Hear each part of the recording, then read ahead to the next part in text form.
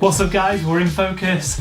We have France right around the corner and I'm being last minute as hell as usual, so let's keep the intro short and let's go straight into my fancy surfer tips for the event.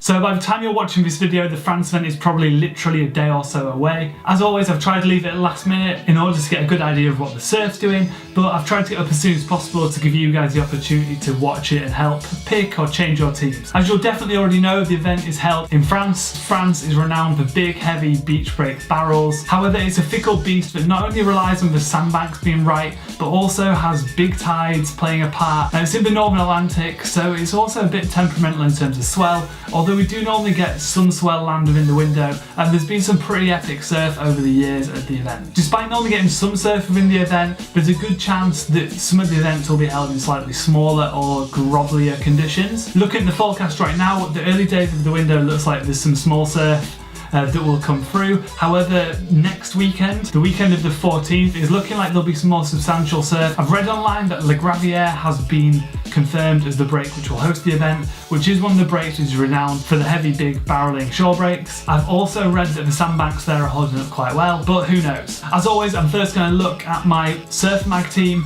and then we'll dive into our World Surf League team at the end.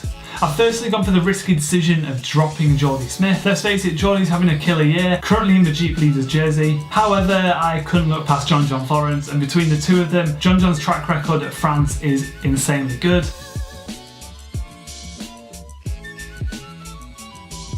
The only person who can match John in terms of previous form in France is Gabriel Medina, and he just happens to be one of the only people in my team that I'm not carrying at a discount from previous events. That said, his previous form at France means I'm definitely keeping him in there. He fits perfectly that criteria I said about though of being good in heavy barreling beach rate waves, but also being able to perform in other types of conditions that are thrown at him if need be. Every time he has ever competed at France, he's made the final run of events, so he's made the quarterfinals or better. He even won the event in his first year on tour as a rookie in 2011. He followed that up with the quarters in 2012, runner-up in 13, quarters in 14, winner in 15 and runner-up in 16. So he has by far the best track record at France, despite not having his best year on tour at the moment. Next up, I'm going for Philippe Toledo, who compared to Gabriel Medina does look decidedly unimpressive at France. However, his form isn't actually that bad. With a quarters in 2016, a round 5 in 14 and a semis in 2013, it's certainly not bad, and he's another person who can perform in heavy and mushy waves. Add to the fact that I've got him at a $1,000 discount, and it makes it a really easy pick for me. Next up, I'm holding strong with Adriano De Souza. I've had him for a long time now, if not all year, and as I seem to say every video, he's just a really consistent surfer. He's capable of putting in pretty good results everywhere. Even if he doesn't win, you can normally guarantee he'll get through a heat or so. Track record at France isn't amazing, with 2 round 3s in 13 and 14, although he did finish in the semis in 2015 and round 5 in 2016, so he can progress for a few heats, and at the price I've got him, I certainly think it justifies the pick. I always like to think that I'm guaranteed a heat or 2 with him, and any more's a bonus. Next up, another guy I've had since the start of the season, Mick Fanning. After a pretty average year by his terms, his price hasn't gone up that much.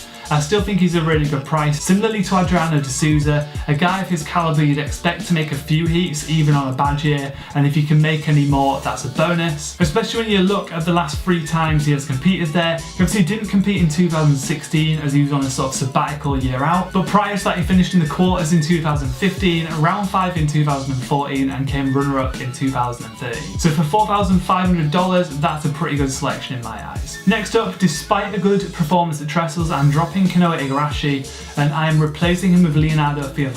Leo's not had the best first year on tour, especially when he came onto it saying how he was going to mix things up. I can't help but think maybe the expectation was a little too high from him, and competing against the big names was a little harder than he anticipated, particularly after the good runs he had as a wildcard the year before. I can quite easily see how the stresses and pressures of being on the tour and trying to stay on it are much different to competing against the same guys when you have no stress or pressure as a wildcard. Despite being his first year on tour, we do have a bit of a track record for Leo. He competed at the French event last year, and although he only made it to round 3, to do so he did knock out Kelly Slater, and he was actually knocked out by Gabriel Medina, who, as you heard earlier in the video, has a ridiculously good track record record of France, so that's not anything to be particularly ashamed of. Also worth noting that despite being Italian, it is his home break where he lives and surfs, so you'd expect him to have a bit of local knowledge on some of the other tour competitors. He's risky, given that he's clearly been uncomfortable on tour this year, but he's certainly worth the risk in my eyes, given the local knowledge he should have in France. Italia Frere is probably my sneaky tip pick, if you will. He's coming in at $5,000, which is kind of bottom end of mid-range.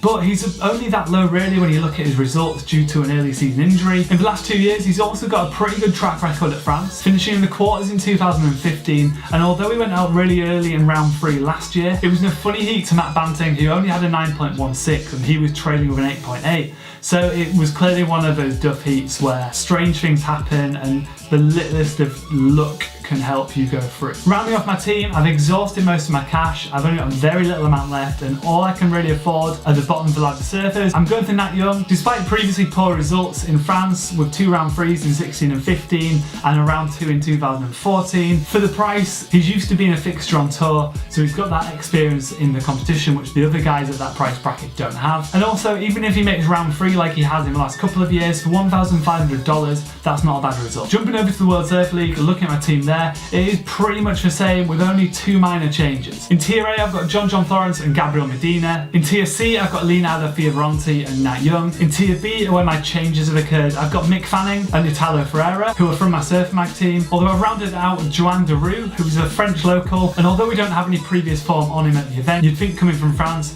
he has fairly good local knowledge of the banks and the breaks and the tides and things, not to mention the local support you know he's going to have. Despite a slow start to the year as a rookie on tour, since the Rio event he hasn't actually done too bad for a rookie in terms of results. His opening heats against Pupo and Toledo, who both have very different styles to him, so I think there's the possibility that they may favour his style and end up scoring him more favourably in that opening round, and who knows where he could go from there. As I say, we have no track record of Deroux for the break. I'm rounding out my Tier B with Kolohe and Dino. Despite a very average year by his standards, he's got a pretty good track record in France, finishing in the semis in 2016, round 5 in 2015, the quarters in 2014 and round 3 in 2013. That's not a bad run of results, so he's certainly worthy of selection. I would love to know what your thoughts, selections and predictions are for the event, so hit me up in the comments below. If you aren't already, please do hit that circle button, which means you'll get these videos in your feed so you don't miss any of my fantasy surfer selections. It isn't all we do though, so if you're interested in seeing something else we do on the channel, hit that rectangle button and it'll show you the other types of videos that I occasionally put on. Thank you very much for watching guys, and I'll see you soon.